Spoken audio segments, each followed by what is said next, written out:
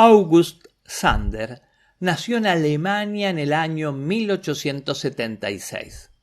Fue retratista, fotógrafo de arquitectura y de industria.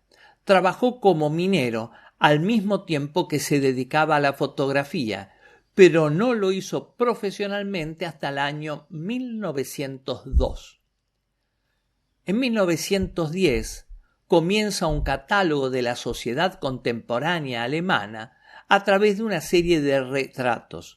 Se trata de su proyecto Hombres del siglo XX. Sander publica en 1929, a modo de anticipo de ese trabajo, su primer libro titulado El rostro de nuestro tiempo, que contiene una selección de 60 retratos de ese proyecto. Hay una segunda serie de retratos de nuestro tiempo que se podría traducir como semblantes del momento. La mayoría de sus trabajos eran un canto a los personajes anónimos, donde se observaba una valoración de los mismos y se apreciaba cierta identidad cultural y satisfacción con la actividad desarrollada por parte de los personajes. Era gente de todos los estratos sociales representados en el notario, los revolucionarios o el pastelero, intentando reproducir fielmente la psicología de su tiempo y de su país. Todos estos personajes aparecen de pie, mirando directamente al objetivo, confrontándose fotógrafo y modelo.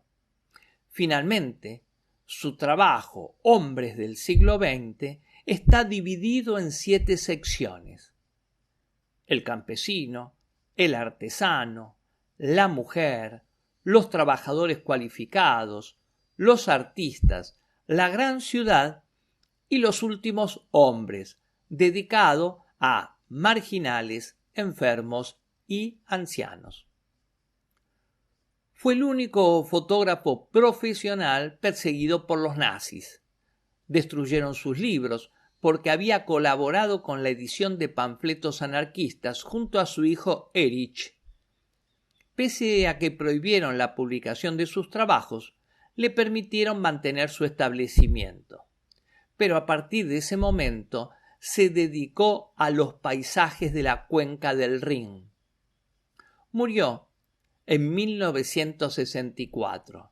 En ese momento tenía 87 años.